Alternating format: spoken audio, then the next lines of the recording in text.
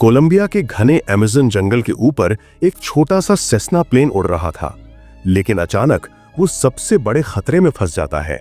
उसका इंजन अचानक फेल हो जाता है और अब क्रैश लैंडिंग होना तय था।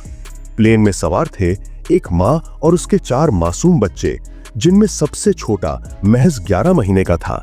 क्रैश लैंडिंग में वे किसी तरह तो बच गए, लेकिन क्या ये बच्चे इस खतरनाक जंगल में जीवित रह पाएंगे या फिर अमेज़न की गहराई उन्हें हमेशा के लिए मिगल जाएगी? ये कोई काल्पनिक कहानी नहीं बल्कि रियल घटना है। तो प्लेन क्रैश कर गया था यहाँ, हाँ, जंगलों में ज्यादातर लोग मर गए। एक 7 साल का और एक 4 साल का बच्चा बच गया। अब वीडियो में आगे बढ़ने से पहले अगर आप भी दुनिया भर की डॉक्यूमेंट्री देखना पसंद करते हैं तो चैनल को सब्सक्राइब जरूर करें।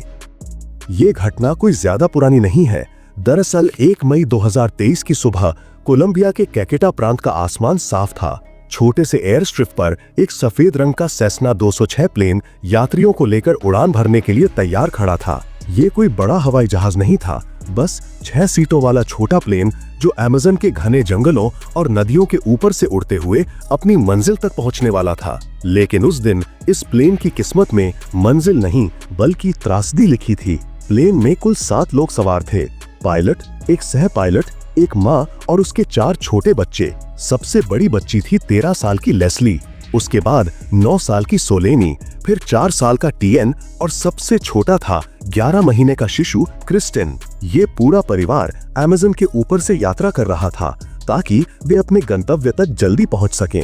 बच्चों की माँ मैग्नोलिया इस सफर को लेकर थोड़ी चिंतित थी क्योंकि मौसम का मिजाज अचानक बदलने के लिए बदनाम था। सुबह करीब 7:30 बजे प्लेन ने रनवे से उड़ान भरी। इंजन की गड़गड़ाहट धीरे धीरे आसमान में गुम हो गई और नीचे फैला हुआ हरा भरा अमेज़न जंगल बादलों की परतों के बीच से दिखने लगा। बच्चों के लिए ये किसी रोमांचक सफर जैसा था। वे खिड़की से बाहर झांकते हुए जंगल की नदियों और असीम हरियाली को देखकर मंत्रमुग्ध हो रहे थे। लेकिन पायलट की आंखें लगातार बदलते बादलों पर टिकी हुई थीं। कुछ देर बाद आसमान का रंग बदलने लगा। हल्के हल्के बादल अब काले और घने हो गए थे। इंजन की आवाज के बीच अचानक बिजली की गड़गड़ाहट सुनाई दी। पायलट ने कंट्रोल टावर से संपर्क करने की कोशिश की, लेकिन रेडियो सिग्नल कमजोर पड़ते जा रहे थे। बच्चों की मां ने सीट बेल्ट कसकर बांधी और अपने सबसे छोटे बेटे क्रिस्टिन को गोद में कसकर पकड़ लिया। प्लेन अब तूफान की चपेट में आ चुका था। हवा इतनी तेज थी कि प्लेन डगमगाने लगा। बारिश की बूंदें शीशे पर जोर से टकरा रही थीं और बादलों के बीच से चमकती बिजली अंधेरे को चीरकर अंदर तक डर पैदा कर रही थी। बच्चों की मासूम आंखों में अब डर झलकने लगा। लेस्ली ने अपने छोटे भाई बहनों को शांत करने की कोशिश की, लेकिन उसका खुद का दिल तेजी से धड़क रहा था। फिर अचानक एक जोरदार धमाका हुआ। इंजन ने अजीब सी आवाज की और प्लेन नीचे गिरने लगा। सीट बेल्ट्स खिंच गईं, लोग चीखने लगे और पूरा जहाज हवा में डगमगाता हुआ तेजी से धरती की ओर बढ़ने लगा। अमेज़न का हरा भरा जंगल मानो अपना मुंह खोले उस छोटे प्लेन को निगलने के लिए तैयार खड़ा था। और फिर सब कुछ अंधेरा हो गया। जब प्लेन धरती से टकराया तो जोरदार धमाके की गूंज चारों ओर फैल गई। घने जंगल के पेड़ों ने मानो सब कुछ निगल लिया। टूटी हुई टहनियां, धातु के टुकड़े और ईंधन की गंध पूरे इलाके में फैल चुकी थी। हवा में धुएं की तीखी महक थी और पास ही पक्षियों का शोर अचानक थम गया था, जैसे जंगल ने खुद को एक अजीब सी खामोशी में डुबो लिया हो। मलबे के बीच से बच्चों की हल्की सी चीखें सुनाई दे रही थीं। लेस्ली सबसे पहले होश में आई। उसका सिर चकरा रहा था, बदन पर खरोंचें थीं, लेकिन सबसे बड़ी चोट उसके दिल को लगी थी। उसने अपने छोटे भाई बहनों को एक एक करके देखा। सोलेनी और टीएन घायल तो थे मगर जिंदा थे। सबसे छोटा बच्चा नन्हा क्रिस्टिन अपनी माँ की गोद में था, लेकिन अब उसकी माँ मैग्नोलिया बिल्कुल स्थिर और ठंडी पड़ चुकी थी। उस पल लेस्ली ने समझ लिया कि उनकी माँ अब इस दुनिया में नहीं रही। 13 साल की उस बच्ची की आंखों से आंसू बह निकले, लेकिन उसने अपने छोटे भाई बहनों के सामने खुद को टूटने नहीं दिया। उस घड़ी में वो सिर्फ एक बहन नहीं बल्कि एक माँ और एक नेता बन चुकी थी। शाम होते होते अमेज़न जंगल का रंग बदल गया। सूरज की आखिरी किरणें घने पेड़ों के बीच खो गईं और अंधेरा छा गया। हवा भारी और नमी से भरी थी, जिसमें मिट्टी और जंगली पौधों की गंध खुली हुई थी। कहीं दूर से अजीब अजीब आवाजें आने लगीं, कभी किसी जानवर की गुर्राहट, कभी पक्षियों की चीख तो कभी पत्तों की सरसराहट। बच्चों ने अपनी माँ के निर्जीव शरीर को वहीं छोड़ा और पास ही पड़े मलबे के टुकड़ों के बीच जगह बनाकर बैठ गए। लेस्ली ने अपने छोटे भाई बहनों को अपने पास सटाकर रखा। भूख और प्यास ने उन्हें कमजोर बना दिया था, लेकिन डर ने उन्हें और भी बेचैन कर दिया। पहली रात शायद सबसे कठिन थी। छोटे क्रिस्टिन की रोने की आवाज ने आसपास के अंधेरे में और भी डर भर दिया। सोलेनी बार बार माँ को पुकार रही थी, जबकि टियन कांपते हुए अपनी बहन के सीने से चिपका हुआ था। लेस्ली ने अपनी माँ से सीखी हुई बातें याद की। जंगल में अगर कभी खो जाओ तो सबसे पहले एक जगह ठहरो और घबराओ मत। उसने बच्चों को शांत करने के लिए वही शब्द दोहराए जो उसकी माँ अक्सर कहा करती थी। जंगल की उस घनी अंधेरी रात में बच्चे एक दूसरे के सहारे बैठे रहे। दूर कहीं बिजली चमक रही थी और आसमान से गिरती हल्की बारिश पत्तों पर टपक रही थी। लेकिन ये तो बस शुरुआत थी। असली संघर्ष तो अगले दिनों में शुरू होने वाला था, जब इन 4 छोटे बच्चों को 40 दिन तक उस रहस्यमयी और खतरनाक जंगल में जिंदा रहना था। सुबह की पहली किरणों ने अमेज़न जंगल को सुनहरी रोशनी में रंग दिया। पेड़ों की ऊंचाई इतनी थी कि सूरज की रोशनी सीधे धरती तक पहुंचने में मुश्किल महसूस करती थी। टूटा फूटा प्लेन का मलबा अब जंगल की हरियाली के बीच मानो छिपने लगा था। रात का खौफ तो बीत चुका था, लेकिन भूख और प्यास ने बच्चों के लिए नए डर पैदा कर दिए थे। लेस्ली, जो सिर्फ 13 साल की थी, अब इस छोटे से समूह की नेता बन चुकी थी। उसने अपने आंसुओं को दबा लिया और फैसला किया कि अगर उन्हें जिंदा रहना है तो कुछ करना ही पड़ेगा। उसने सबसे पहले अपने छोटे भाई बहनों को शांत किया और उन्हें बताया कि वे सब मिलकर इस मुश्किल से बाहर निकल सकते हैं। प्लेन के मलबे में खोजबीन करते हुए उन्हें कुछ चीजें मिली। थोड़ा सा कसावा आटा, जो एक तरह का सूखा आटा होता है, और कुछ टूटी फूटी बोतलें। ये उनके लिए जीवनदान जैसा था। लेस्ली ने आटे को सावधानी से बांटकर अपने भाई बहनों को खिलाया। खाने का स्वाद फीका और सूखा था, लेकिन वो उनके पेट में थोड़ी ताकत भरने के लिए काफी था। लेस्ली को अपनी माँ की बातें याद थीं। उनकी माँ, जो एक आदिवासी समुदाय से थीं, अक्सर बच्चों को सिखाती थीं कि जंगल में कैसे जिंदा रहा जा सकता है। लेस्ली ने वही ज्ञान अब इस्तेमाल करना शुरू कर दिया। उसने आसपास के पेड़ों और पौधों को ध्यान से देखना शुरू किया। कौन सा फल सुरक्षित है, कौन सा जहरीला। उसने बच्चों को समझाया कि उन्हें किसी भी अनजान चीज को नहीं खाना है। छोटा क्रिस्टिन बार बार रोता रहा, लेकिन लेस्ली ने उसे गोद में लेकर शांत किया। उसने पत्तों से एक अस्थायी झोपड़ी जैसी जगह बनाई ताकि बारिश से बचा जा सके। 9 साल की सोलेनी ने अपनी बहन की मदद की, जबकि 4 साल का टियन मासूमियत से बस सब कुछ देखता रहा। दिन भर बच्चे इधर उधर पानी की तलाश में घूमते रहे। आखिरकार उन्हें पास ही एक छोटी धारा मिल गई। उस बहते पानी ने उन्हें नई उम्मीद दी। प्यास बुझते ही बच्चों को ऐसा लगा जैसे उनकी जिंदगी थोड़ी आसान हो गई हो। लेकिन जंगल में हर कदम पर खतरा था। पत्तों की सरसराहट, दूर से आती जानवरों की आवाजें और पेड़ों के बीच से झांकती अजीब परछाइयां उन्हें बार बार डराती रहीं। फिर भी लेस्ली ने अपने छोटे भाई बहनों को हिम्मत दी। उसने कहा, माँ चाहती कि हम हार न माने। अगर हम साथ रहेंगे तो जिंदा रहेंगे। उस दिन बच्चों ने सीखा कि जंगल उनका दुश्मन नहीं, बल्कि वही उनका इम्तिहान है। लेकिन असली इम्तिहान तो अभी बाकी था, क्योंकि आगे उन्हें अमेज़न के सबसे बड़े खतरों का सामना करना था। दिन बीतते जा रहे थे और अमेज़न जंगल अब बच्चों के लिए किसी भूल भुलैया से कम नहीं था। चारों ओर फैली हरियाली देखने में भले ही सुंदर लग रही थी, लेकिन उसके पीछे छिपे खतरे हर पल उनका पीछा कर रहे थे। दिन में सूरज की किरणें मुश्किल से घने पेड़ों के बीच से जमीन तक पहुंचती और रात होते ही अंधेरा इतना गहरा हो जाता मानो पूरी दुनिया ने अपनी आंखें बंद कर ली हो। इस घुप अंधेरे में दूर से आती जानवरों की गुर्राहट, कीड़ों की आवाजें और अचानक हिलती टहनियां बच्चों के दिलों की धड़कनें तेज कर देती थीं। सबसे बड़ा खतरा था जहरीले सांप और कीड़े। जरा सी लापरवाही उनकी जान ले सकती थी। लेस्ली ने अपने भाई बहनों को समझाया कि वे कभी भी घास या झाड़ियों में ना बैठें।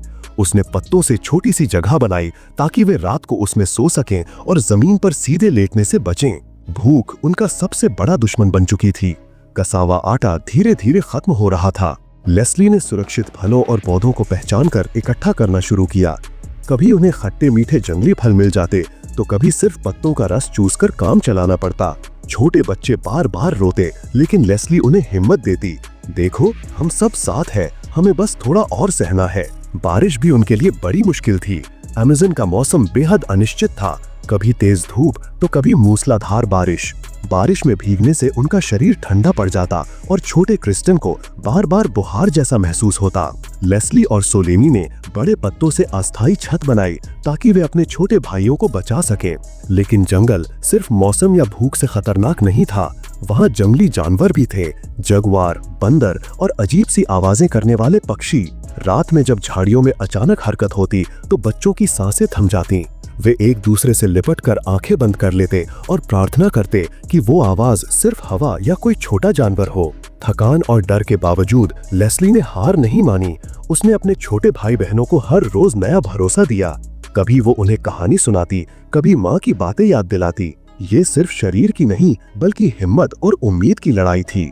दिन गुजरते गए और बच्चे अमेज़न के रहस्यमयी माहौल में ढलने लगे, लेकिन उन्हें ये नहीं पता था कि उनके परिवार को खोजने वाली टीम भी उसी जंगल में भटक रही है और ये तलाश अब तक नाकाम रही है। प्लेन के क्रैश होने के बाद कोलंबिया सरकार ने तुरंत रेस्क्यू ऑपरेशन शुरू कर दिया था। सेना, पुलिस और स्थानीय आदिवासी समुदाय के लोग मिलकर जंगल की खाक छानने लगे। ऊपर से हेलीकॉप्टर उड़ाए गए, नीचे जमीन पर खोजी कुत्ते छोड़े गए। घना जंगल इतना विशाल और जटिल था कि हर कदम पर नई रुकावट आती। आसमान से ऊपर से देखने पर यह जगह एक अनंत हरी चादर जैसी लगती थी, जिसमें किसी इंसान का निशान मिलना लगभग नामुमकिन था। हेलीकॉप्टर जब बच्चों के ऊपर से गुजरते तो उनका शोर पेड़ों की घनी परतों में दबकर रह जाता। नीचे बैठे बच्चे उस आवाज को सुनते, लेकिन बाहर से कोई उन्हें देख नहीं पाता। कई बार लेस्ली ने आसमान की तरफ हाथ हिलाया, उम्मीद की कि कोई उन्हें देख लेगा, लेकिन हर बार निराशा ही हाथ लगी। उधर रेस्क्यू टीम को प्लेन का मलबा तो मिल गया था, लेकिन जब उन्हें अंदर मृत पायलट और मां का शव मिला तो ये मान लिया गया कि शायद कोई जीवित नहीं बचा होगा। मगर बच्चों के परिवार और कुछ आदिवासी लोगों को विश्वास था कि वे जिंदा हैं। दिन गुजरते गए और ये खोज अभियान और भी कठिन हो गया। बारिश ने रास्तों को कीचड़ में बदल दिया था। हर तरफ सिर्फ हरियाली और घना अंधेरा, मगर बच्चों के छोटे छोटे निशान उम्मीद की किरण बन गए।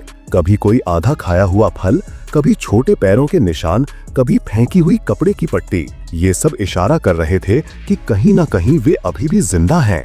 उधर बच्चों की हालत भी बिगड़ती जा रही थी। भूख ने उन्हें कमजोर कर दिया था। छोटे क्रिस्टन को बार बार रोना आता, उसका चेहरा पीला पड़ गया था। 9 साल की सोलेनी और 4 साल का टियन धीरे धीरे चुप रहने लगे, मानो उनकी मासूमियत भी इस जंगल की खामोशी में गुम हो रही हो। लेकिन लेस्ली अभी भी हार मानने को तैयार नहीं थी। उसने अपने भाई बहनों से कहा, याद रखो, माँ हमेशा कहती थी कि जंगल हमारा दुश्मन नहीं, बस एक परीक्षा है। हमें ये परीक्षा पास करनी है। 40 दिनों तक ये संघर्ष चलता रहा। कभी भूख ने तो कभी डर ने उन्हें तोड़ने की कोशिश की, लेकिन 4 छोटे बच्चे अपने साहस और उम्मीद के बल पर मौत की इस घड़ी में भी जिंदा रहे। रेस्क्यू टीम भी लगातार जंगल की भूल भुलैया में उनका पीछा कर रही थी। सवाल यही था, क्या वे सही समय पर इन बच्चों तक पहुंच पाएंगे? अमेज़न जंगल की गहराइयों में 40 दिनों तक चली ये कहानी अब अपने अंतिम पड़ाव पर थी। बच्चों के परिवार वाले, सेना और स्थानीय लोग सब मिलकर तलाश अभियान में दिन रात मेहनत कर रहे थे, लेकिन जंगल इतना विशाल था कि ये मिशन मानो असंभव हो चुका था। फिर भी किसी ने हार नहीं मानी। हर आवाज, हर टहनी की खड़खड़ाहट, हर पक्षी की पुकार, सब उनके लिए उम्मीद का संकेत थी। आखिरकार खोजी दल को जंगल के बीचों बीच एक ऐसा स्थान मिला जहां टूटी टहनियों और बच्चों के पैरों के निशान दिखाई दिए। सैनिकों ने सावधानी से उस दिशा में कदम बढ़ाए और अचानक उनकी नजर पड़ी। वहां 4 बच्चे थे। उनके शरीर बेहद कमजोर हो चुके थे, कपड़े फटे पुराने थे, चेहरों पर भूख और थकान साफ झलक रही थी, लेकिन उनकी आंखों में अब भी एक जिंदा रहने की चमक थी। सबसे बड़ा बच्चा, 13 साल की बड़ी बहन अपने छोटे भाई बहनों को बाहों में समेटे खड़ी थी। उसने हिम्मत नहीं छोड़ी थी और उसी की समझदारी ने तीनों छोटे बच्चों को जिंदा रखा। ये दृश्य देखकर सैनिकों की आंखों में भी आंसू आ गए। किसी ने सोचा भी नहीं था कि इतने कठिन हालात में ये मासूम जिंदा मिलेंगे। रेस्क्यू टीम ने तुरंत उन्हें खाना पानी दिया और मेडिकल मदद पहुंचाई। बच्चों को स्ट्रेचर पर उठाकर जंगल से बाहर लाया गया। हेलीकॉप्टर के जरिए उन्हें अस्पताल ले जाया गया, जहां उनकी हालत धीरे धीरे सुधरने लगी। पूरी दुनिया इस घटना को देखकर दंग रह गई। 4 छोटे बच्चे बिना किसी बड़े के सहारे दुनिया के सबसे खतरनाक जंगल में 40 दिन तक जीवित रहे। इन बच्चों की कहानी सिर्फ एक सर्वाइवल स्टोरी नहीं थी, बल्कि ये मानव हिम्मत और उम्मीद का प्रतीक बन गई। दुनिया ने इसे जंगल का चमत्कार नाम दिया, लोग हैरान थे कि इतने छोटे बच्चों ने कैसे जहरीले सांप, खतरनाक जानवर, बारिश और भूख से लड़ते हुए जीवन की डोर थामे रखी। बाद में ये भी सामने आया कि उनकी दादी और उनकी जनजाति ने उन्हें बचपन से ही जंगल के पेड़ पौधों और खाने योग्य चीजों के बारे में सिखाया था। यही ज्ञान उन्हें जिंदा रहने में मददगार साबित हुआ। इसने ये साबित कर दिया कि पारंपरिक ज्ञान और प्रकृति की समझ जीवन बचाने में कितनी महत्वपूर्ण है।